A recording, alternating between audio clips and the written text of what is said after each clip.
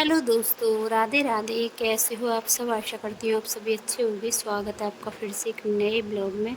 तो सुबह मेरा 5 बजे से ब्लॉग शुरू हुआ था और अब बज चुके हैं पौने 6। पौने घंटा मुझे हो चुका है।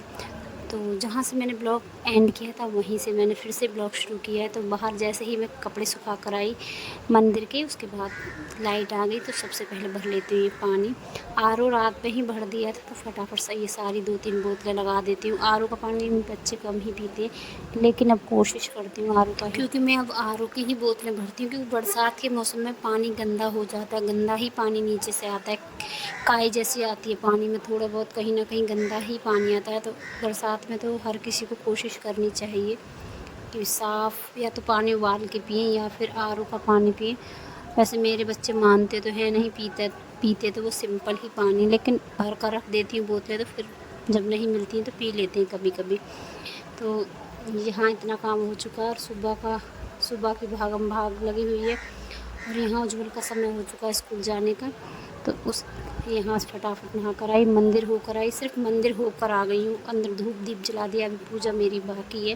तो पूजा तो बाद में होती रहेगी, पहले अपने कर्म कर लेते हैं। जो हमारे कर्म करने के पहला कर्म होता है हमारा कि हमारा परिवार खुश रहे। पूजा भी हमारी तभी लगती है जब परिवार हमारा खुश होता है। क्योंकि यहाँ तो मैं पूजा में बैठी हुई हूँ, उधर बच्चे मेरे कुछ और मांग रहे हैं, पति कुछ और मांग रहा है, तो वो पूजा भी नहीं लगती है।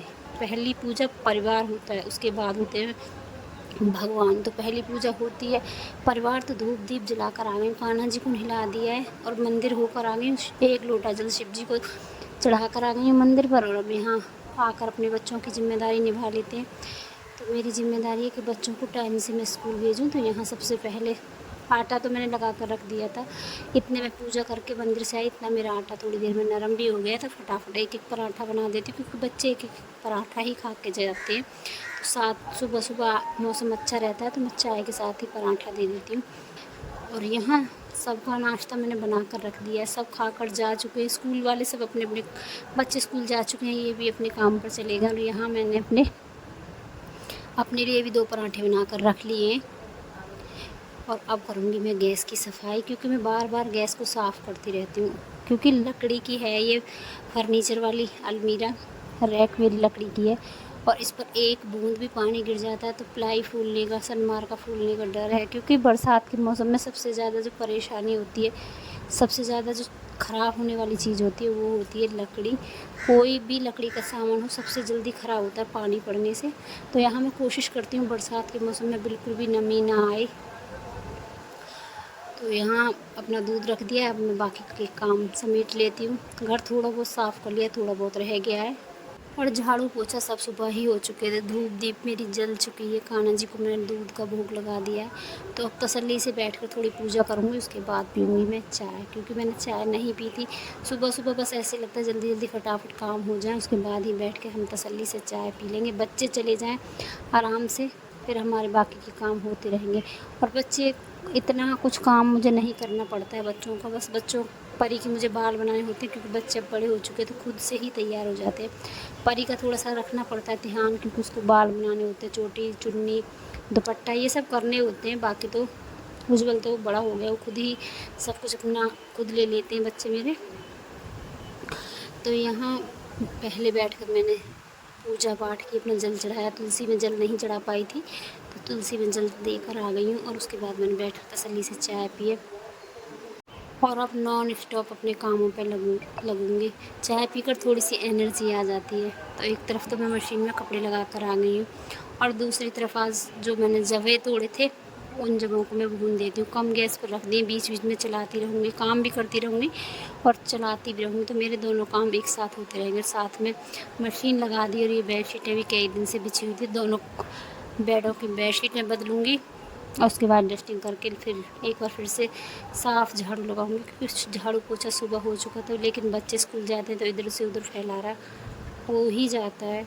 फटाफट पहले बेडशीट चेंज कर देती हूँ। उसके बाद एक राउंड के कपड़े मेरे धुल चुके हैं, आवाज़ आ रही है बाहर से, तो एक राउंड के कपड़े निकाल कर आ गई हैं। दूसरे राउंड में बेडशीटों को डाल दूँगी। और कल से सावन भी शुरू हो चुका है, तो आप सभी को सावन की हार्दिक शुभकामनाएं।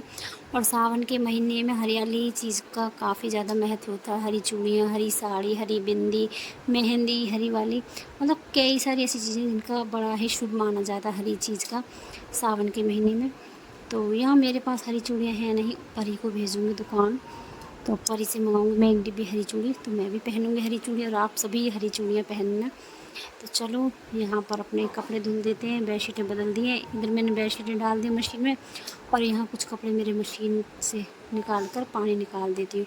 क्योंकि कपड़ों का क्या है, मौसम का सबसे ज़्यादा डर लगता है, कब कितनी देर में मौसम पलट जाएगा, लाइट चली जाती है। अगर मौसम में ज़रा सा भी गड़बड़ होती है तो लाइट तुरंत कट जाती है। तो इसलिए मैं कोशिश कर रही हूँ जल्दी जल्दी कपड़े धुलने की, और निकाल कर हाथ से फटाफट मशीन में सुखा कर फैला दूँगी, क्योंकि कपड़े बहुत सारे हो गए हैं। और यहाँ मैं एक साथ कई सारे काम करती जा रही हूँ, कपड़े भी धुलती जा रही हूँ, अपना अंदर से डस्टिंग भी करती जा रही हूँ, और इधर मेरा जबे भी भूनते जा रहे हैं, और जो छोटे मोटे काम है वो भी करती जा रही। तो अब मैंने कपड़े धुल दिए और यहाँ मेरा आटा आ गया पिस कर, तो आटा भर देती हूँ। आजकल मैं आटा बाल्टी में ही रखती हूँ, ड्राम मैंने अलग हटा दिया है, क्योंकि थोड़ा थोड़ा ही आटा, 2-3 महीने थोड़ा थोड़ा ही आटा पिसवाऊँगी। क्योंकि इस समय इस बरसात के मौसम में सबसे ज़्यादा कीड़े पड़ते हैं दालों में और आटे में। और कीड़े, आटे के जो कीड़े होते हैं वो सफ़ेद ही होते हैं, और सफ़ेद रंग की वजह से वो दिखाई नहीं देते, और हम लोग इग्नोर कर देते इस चीज़ को। तो मैंने कई बार ये चीज़ आजमाई है, ज़्यादा आटा पिसवा लेते हैं उसमें कीड़े ही पड़ते हैं, तो इसलिए मैं 2 बार से बहुत थोड़ा थोड़ा आटा पिसवाती हूँ।